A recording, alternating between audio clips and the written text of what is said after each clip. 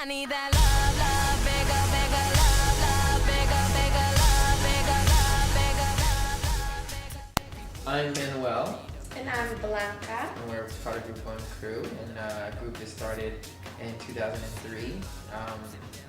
Originated within a Bible study, just a group of individuals that really wanted to be more than what their current circumstance was, and we just all kind of dreamed together and started this movement in Orlando to try to do something amazing just in Orlando. And then luckily our manager found me on MySpace and then said, hey, I know we're looking for a group. So we made some calls and we got together and we just flew out here like really quick on the whim and just showcased and got signed. And So you guys, did you know each other before? Or? We've known each other for about 7 or 8 years now. So in Orlando, I guess a lot of us loved music. I sang, he rapped, certain people played instruments and stuff like that. So when we started, it was 13 people, part of Group One. And it was just kind of like I said, a Bible study, accountability, just helping people get focused on what it is they really wanted to do. And through that, we found each other and built great relationships and started. You guys have prepared something new for us? Is that what you say? the new record, Out of Space Love, we are preparing. I like that word. We're preparing something new for you.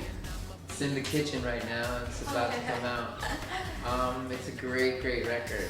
Really great record. You can expect you ain't heard nothing like this in the Christian industry, like for sure.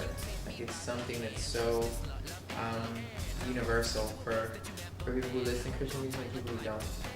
And I think that was the main goal that we wanted to do. We wanted to bring Christian music to a really relative place where even if you don't believe in God, like you can really enjoy this music. You can appreciate it. And if you loved our music before, then you'll definitely love our music now. It's like what we've done, but just so fresh and like on another level. So maybe also try to evangelize more people through your That's the whole point. That's the whole purpose of this is like just reaching as many people as we can, and using music as a tool, not necessarily just going, straight Jesus through all our songs, but finding ways to just capture the hearts of the people listening to the music, and hopefully then they'll hear the music, love it, and hear the message, and God will just get in there, pull them in. Would you pick some songs and tell us some songs, which are not directly, as you said, Jesus, who says straight away, but there's something behind? Yeah, we have songs like Manipulation, which is a great song just about manipulating the way people who aren't believers look at Christian music. You know what I'm saying? It's about changing and transforming the way they see our style of music and The sound, the way it hears. yeah, song Live It Up, which is just that song that you put on when it's the weekend, you get out of work and you're just like, okay, I'm so glad it's Friday, I just want to have a good time. It's that song. It's the song you put on when you're about to go out. Just a great, upbeat, positive song. A song like Take It There, which is our first down south track. It's like our little gangster roll, which is about, we were big dreamers, so it's about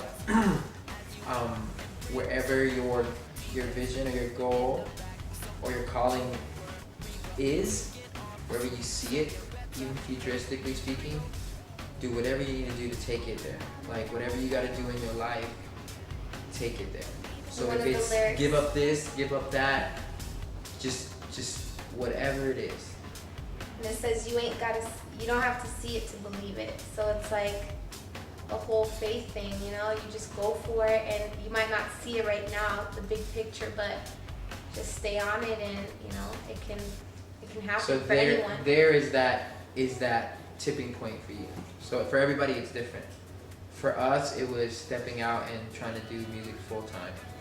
That was there for us. It was that point where you jump off the precipice and you just by faith you just fall into God. So wherever there is for you, whatever you want to do with your life, take it there. Take your life there and jump off. What did you have to give up in your life, maybe for sacrifice maybe for the music, maybe for your career? What did you give up? Well, initially we had to give up.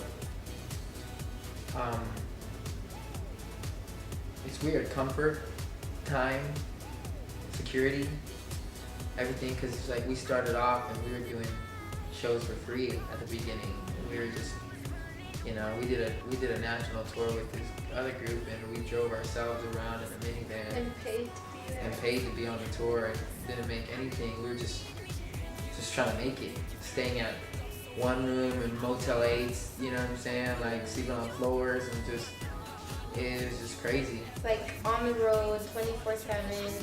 You don't get the luxury of, like he said, just having comfort, having things that are consistent. You know, like getting to go to church every Sunday and just having those things that setting a set schedule. You know, I had to give up having my church, my friends, my family, missing birthdays, missing New Year's, Christmas. I ended. Relationships ended. Yeah. Relationship. That's why Megan Fox left me. Yeah. Anyways. It's good you guys share about it, because many times people think like, you know, all these guys have everything, but they don't see the sacrifice behind. Oh Like you yeah. said, if you have a dream, you have to give up. We had 3 national tours that we had to drive ourselves in a minivan, and we're the only ones not on a bus.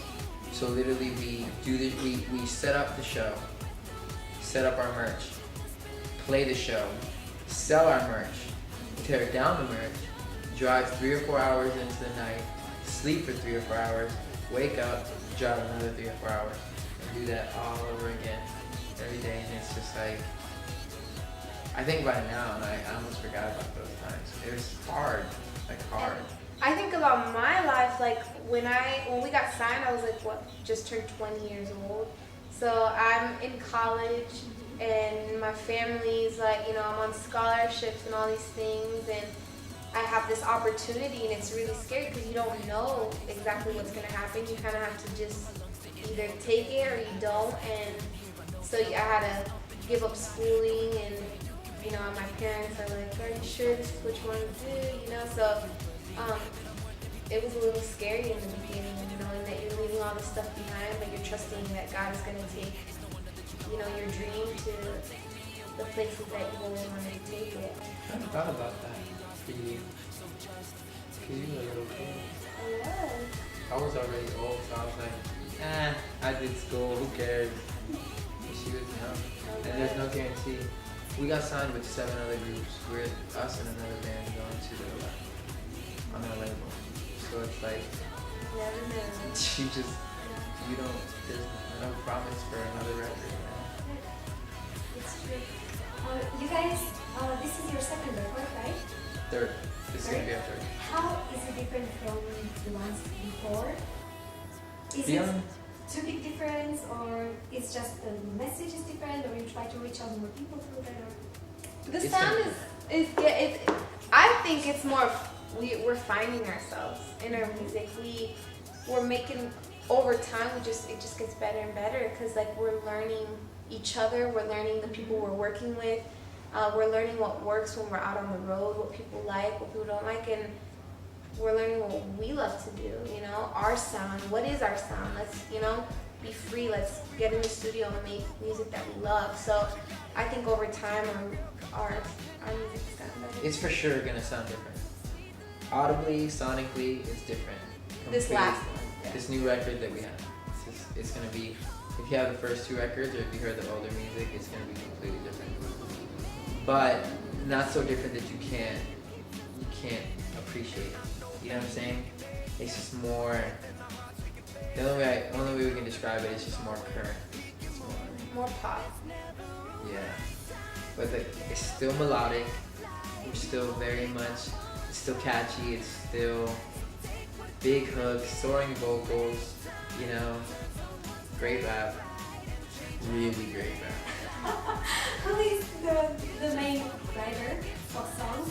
Do you have like, you know, we just have like he or she, or you come together, or somebody brings the idea? It happens a lot of different ways. but for the most part, we all have input in making the songs. Manuel's probably the most that writes in the group. He's an amazing writer. He can write he could write you a song in like 10 minutes. He's so good. But the process is always different. Sometimes the producer would come up with a vision for a song and be like, I thought of this, what do you guys think? And we're like, we love it, or if we like it, let's just change it up a little bit. So it works differently every time. And do you, where do you get these ideas? I'm a writer, Uh-huh. so it's like one of those things, it's just one of those giftings, you know? I've always written my whole life. So it's just, like I'll just write, and I can write for days, and I'll write and I'll come and I'll say, do you like it? No? Boom, throw it away, I'll write it for another thing. It's just easy for me. I don't know why. But with everything, like he loves to blog, he loves to do prayer journals and write in journals, and I've never had that. Like, I'd rather just talk. I'm incredibly expressive is what it is. Like I feel like I've always been. I teeter more on a dude that's more in touch with his, you know, feminine side. So I'll blog, I'll write. I'm a hopeless romantic, you know. I've written a magazine, little books. I've written a lot of stuff. I do write a lot of blogs. Did you say you're in tune with your feminine side? Yeah. I don't know why. It's because I have something to